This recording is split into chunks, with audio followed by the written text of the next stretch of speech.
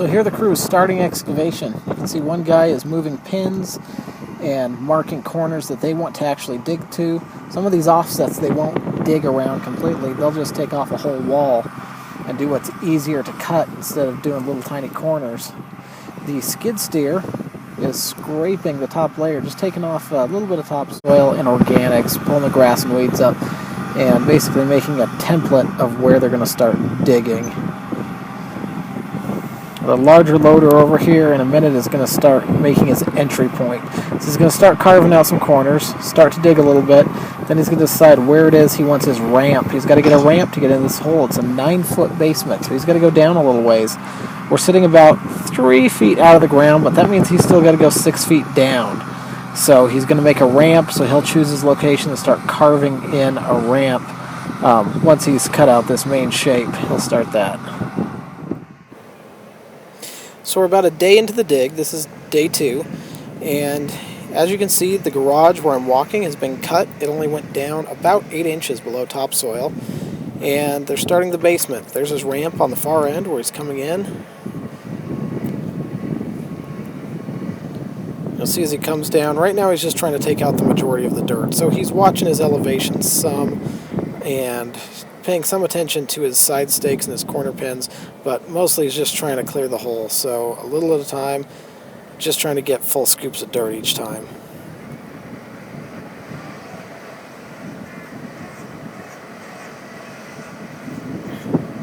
Spin it a little bit there.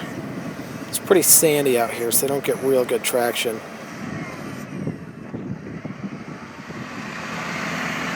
So it's the end of the second day. They're getting pretty close to done here.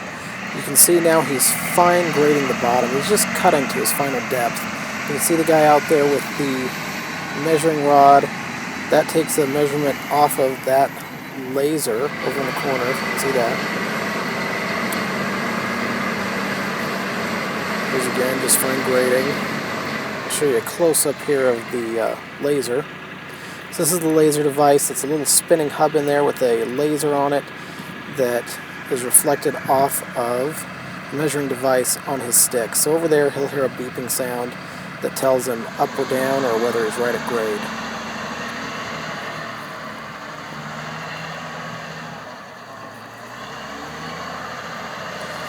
Just finalizing the grade. So he should be wrapped up with this in another hour or so here. Clean out his corners. They'll bring the skid steer in, and he'll get all the rest of the little bits up and smooth out that bottom.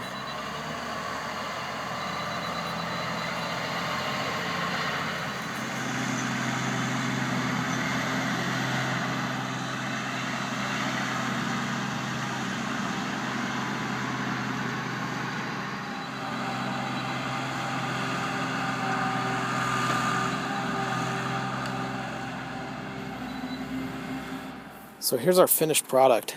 You can see the garage cut is about 8 inches below grade. He's fine graded it with the skid steer. It's pretty smooth. That's important so that your foundation crew doesn't have to do much work in re-leveling when they set their forms. But we'll see how close they are when we get these forms in here and the foundation crew gets to give their opinion of the work they're going to deal with here. Let's go get a look inside. There's a shot from inside the hole. You can see what we ended up here with is a 5-foot split. So your engineer will tell you on your foundation designs how high your garage wall has to be and a minimum height for your basement wall, and they'll give you a split, the difference between the two floors. This originally was called out for, I believe, a 6-foot, but we ended up having to come down an extra foot in the basement. So instead of having our garage wall be 3 feet, we're going to make it 4 feet, and then we're going to jump down an additional 5 feet from there to the floor of the basement, and that will give us a 9-foot basement wall. So the top of our foundation will be level all the way around, 9 feet in the basement, 4 feet in the garage, and then that 4-foot garage wall actually gets filled up with dirt. So you can see there our cut of a little over 8 inches, closer to a foot in some areas. We'll bring that up a total of 4 feet and fill that in with dirt. Then we'll grade up around that. So the house is going to stick out of the ground a ways so that we can sit above our road. That way our driveway flows in the right direction. We don't have water coming back towards the house on it. We have everything moving away from the house out to the road. There you have it, a completed job of excavating for a foundation. I hope you guys liked the video. If you did, check out my website, www.60cubits.com, for more videos and all of my web content, or just stay on my YouTube channel. I'm going to update these constantly throughout the process of the home and keep you up to date on the entire building process start to finish.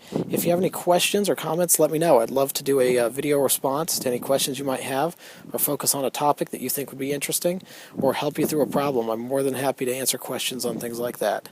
Thanks for watching.